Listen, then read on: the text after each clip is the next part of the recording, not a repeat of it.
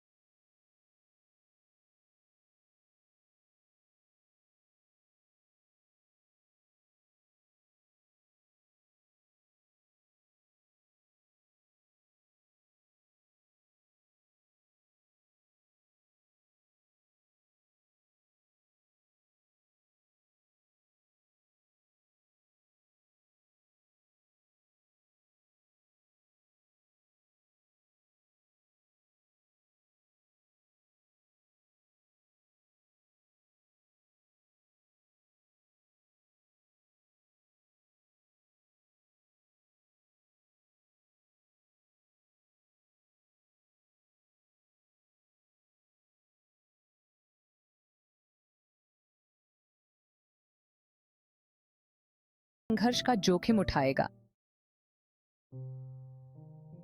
भाग 5। वॉशिंगटन का कूटनीतिक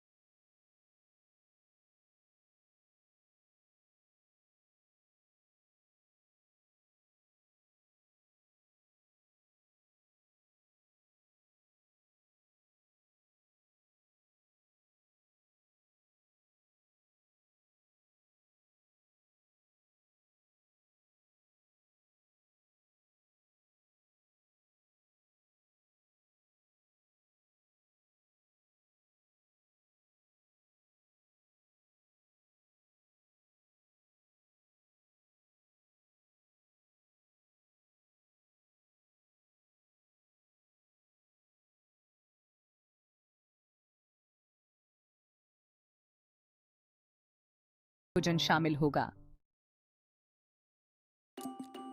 भाग 6।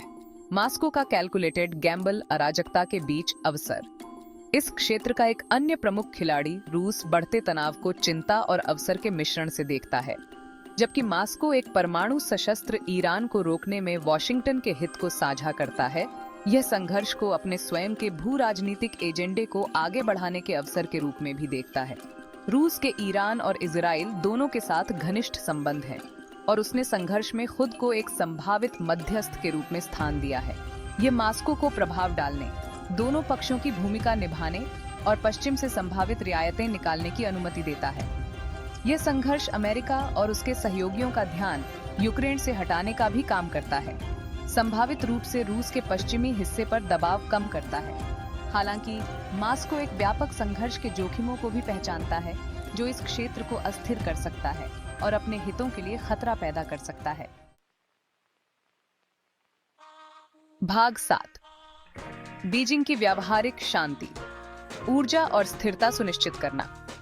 चीन अपने बढ़ते आर्थिक और भू राजनीतिक दबदबे के साथ उभरते संकट को भी करीब से देख रहा है। इस क्षेत्र में बीजिंग की प्राथमिक रुचि अपनी ऊर्जा आपूर्ति को सुरक्षित करने में निहित है, क्योंकि मध्य पूर्व चीनी अर्थव्यवस्था के लिए तेल और गैस का एक महत्वपूर्ण स्रोत बना हुआ है। चीन ने अधिक सतर्क दृष्टिकोण अपनाया है, संकट को शांतिपूर्ण ढंग से हल करने के लिए संयम और बातचीत का आह्वान किया है।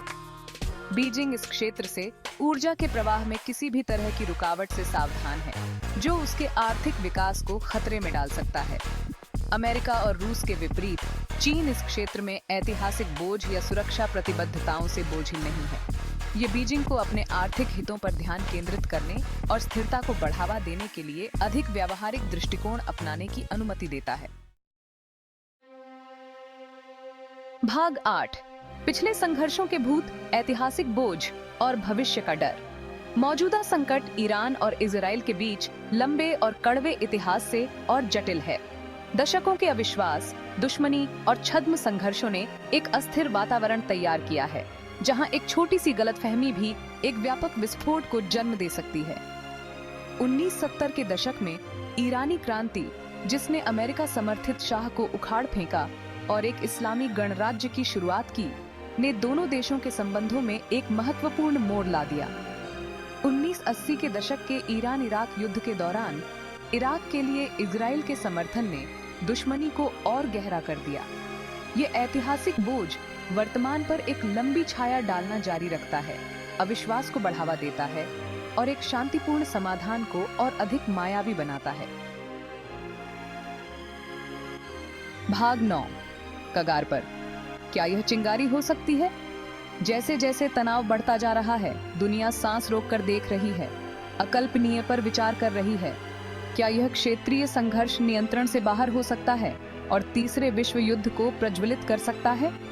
जबकि ऐसा परिदृश्य अभी भी असंभव है, इसे पूरी तरह से खारिज नहीं किया जा सकता है, क्योंकि इसमें उच्च दांव शामिल हैं और गलत अनुमान की संभावना है। अमेरिका, रूस और चीन जैसी प्रमुख शक्तियों की भागीदारी जटिलता की एक और परत जोड़ती है, जिससे अनजाने में वृद्धि का खतरा बढ़ जाता है। किसी भी पक्ष की गलत गणना या गलत निर्णय के विनाशकारी परिणाम हो सकते हैं, संभावित रूप से दुनिया को एक ऐसे संघर्ष में खींच सकते हैं जो कोई नहीं चाहता है और जिसमें से कोई विजेता नहीं हो सकता है। भाग 10, कगार पर दुनिया, वैश्विक विस्फोट को टालना। इस संकट को नियंत्रण से बाहर होने से रोकने में अंतरराष्ट्रीय समुदाय को एक कठिन काम का सामना करना पड़ रहा है। एक व्यापक विस्फोट को टालने के लिए कूटनीति, संवाद और तनाव को कम करने की प्रतिबद्धता आवश्यक है। संयुक्त राष्ट्र सुरक्षा परिषद अपनी सीमाओं के बावजूद अंतरराष्ट्रीय कूटनीति और संघर्ष समाधान के लिए एक महत्वपूर्ण मंच बना हुआ है। अंतरराष्ट्रीय समुदाय को बातचीत को सुविधाजनक बनाने, विश्वास के पुनर्निर्माण और क्षेत्र में स्थायी शांति की राह खोजने के लिए मिलकर काम करना चाहिए। दांव इतने ऊंचे पहले कभी नहीं रहे। दुनिया एक चौराहे पर खड़ी है, सहयोग और संघर्ष के बीच, कूटनीति और विनाश के बीच एक विकल्प का सामना कर रही है।